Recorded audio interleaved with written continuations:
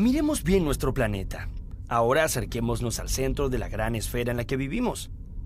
Justo allí, donde se unen América del Norte y del Sur, está el lugar donde florecieron algunas de las culturas más misteriosas y feroces que conocemos. Hace cientos de años, un pueblo de guerreros quiso dominar toda esta región. Ellos fueron los aztecas. Los aztecas tuvieron un poderoso ejército que sometió a todos sus pueblos vecinos y en apenas 2 siglos se volvieron los amos y señores de Mesoamérica. Pero esta historia comienza mucho antes. Para demostrar su importancia, cada pueblo fue dejando su huella a través de imponentes templos y maravillosas piezas de arte. Primero fueron los olmecas y los zapotecas. De una rama de esta cultura surgió una majestuosa civilización llamada Teotihuacán. Luego, ocurrió algo que aún es un misterio. Todos esos pueblos comenzaron a desaparecer o a emigrar hacia otras regiones. Aparentemente, fue algo terrible. ¿Acaso una maldición de los dioses? ¿Una gran sequía? Pues probablemente nunca lo sabremos. Con la caída de la gran Teotihuacán, llegó una época turbulenta y caótica. Aparecieron en escena varios pueblos guerreros que se dedicaron a pelearse entre ellos, hasta que en el siglo XII llegaron los aztecas desde el norte de México. Este pueblo consiguió dominar a todos los pueblos vecinos, quienes se vieron obligados a pagarle tributos a sus nuevos amos y señores. Tenochtitlan. Los aztecas estaban sedientos de poder y se dedicaron a colonizar todo el centro de México. Ellos llegaron a organizar una verdadera confederación de pueblos que incluyó 38 estados en su período de mayor esplendor. Esos eran muchos lugares para administrar, y los aztecas necesitaban de una capital desde donde dominar a sus súbditos.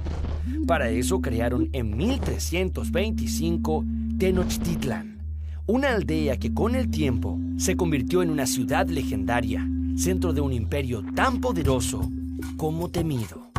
Tenochtitlan estaba construida sobre un islote en el centro de un gran lago. Si pudiéramos viajar en el tiempo a esta gran ciudad, veríamos cómo los canales se conectan con los campos, centros urbanos y el resto de los lagos. Esta es una ciudad llena de tránsito y mucho bullicio. Y es que Tenochtitlan fue tan grande que llegaron a vivir más de 250,000 habitantes. Si miran bien hacia el horizonte, podrán descubrir las montañas que rodean la ciudad y que se elevan al cielo, casi hasta llegar a tocar a los mismísimos dioses. A los aztecas les gustaba tanto este paisaje que levantaron unos 25 templos de forma piramidal que imitaban el viaje que hacen las montañas hacia los cielos.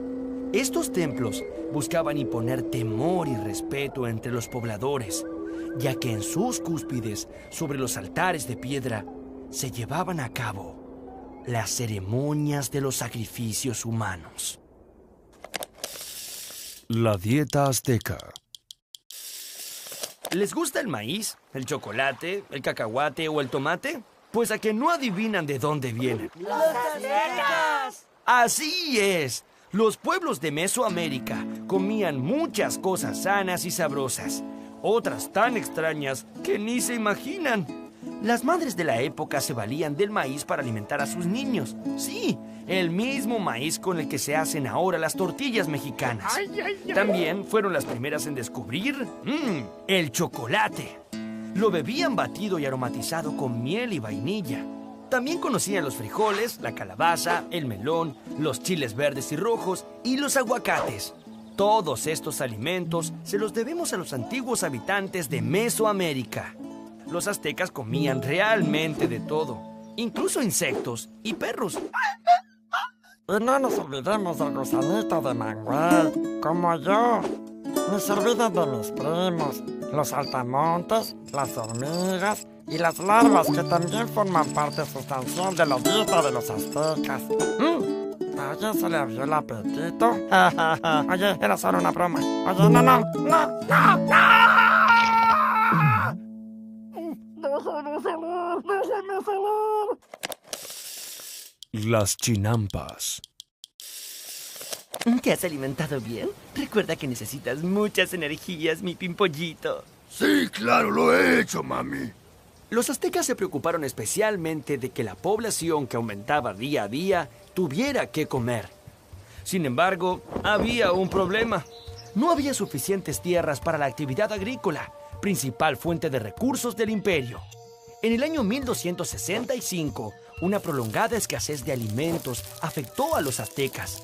Entonces, Acatonalí, líder del imperio, propuso al Consejo de Ancianos la más ingeniosa de las ideas: poner sobre el lago unas varas de limo para así construir islas artificiales y cultivar encima de ellas. A estas islas artificiales las llamaron chinampas y permitían convertir grandes secciones pantanosas en campos fértiles. Además, la obra se complementaba con redes de regadíos y con el uso de excrementos humanos como fertilizantes. ¡Guácala! Tan buena fue esta idea que una familia de 5 personas que labraba un campo era capaz de producir más del doble de lo que necesitaba para alimentarse. La vida en combate. Los aztecas estaban casi todo el tiempo en guerras con pueblos enemigos. Uno de los grandes anhelos de ir a los combates era capturar a guerreros de pueblos adversarios para los sacrificios rituales.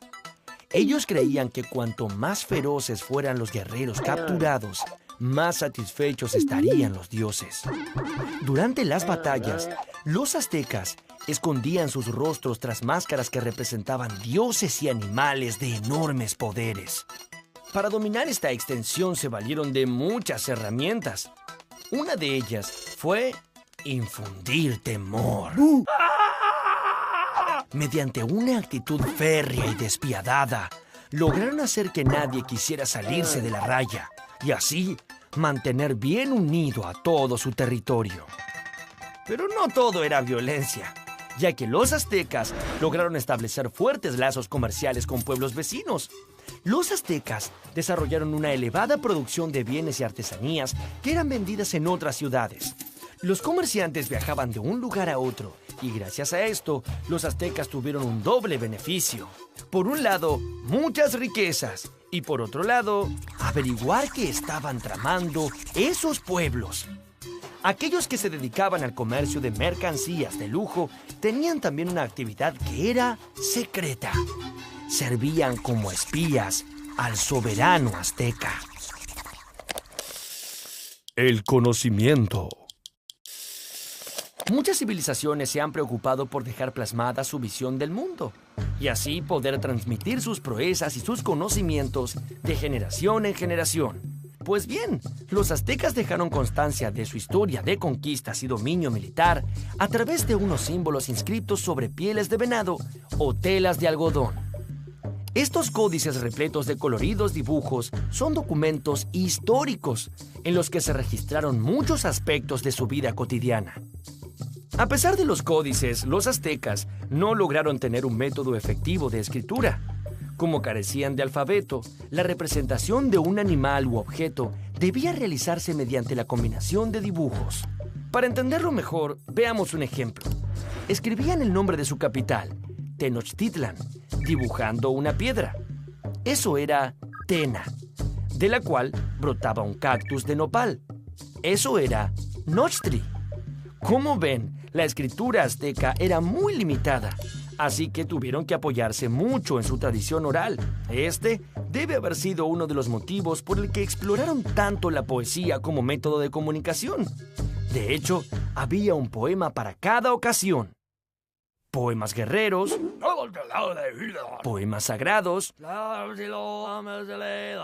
poemas históricos y poemas enamorados.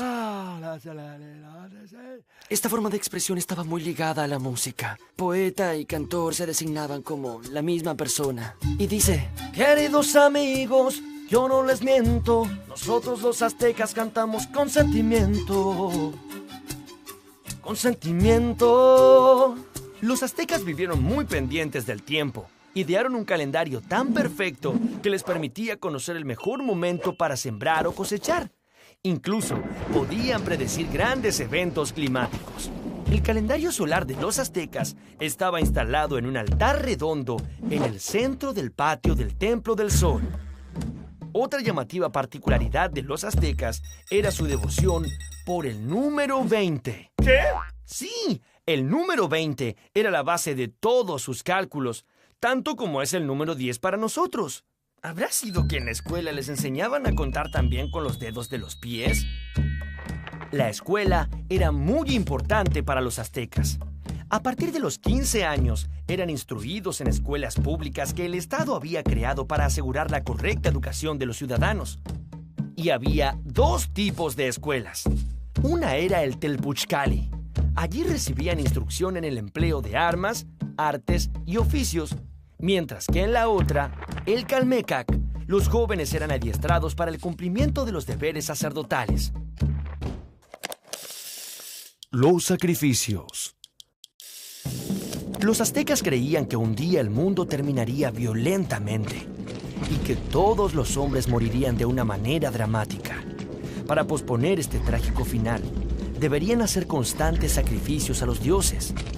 Según sus propias creencias, la sangre mantenía vivo al sol.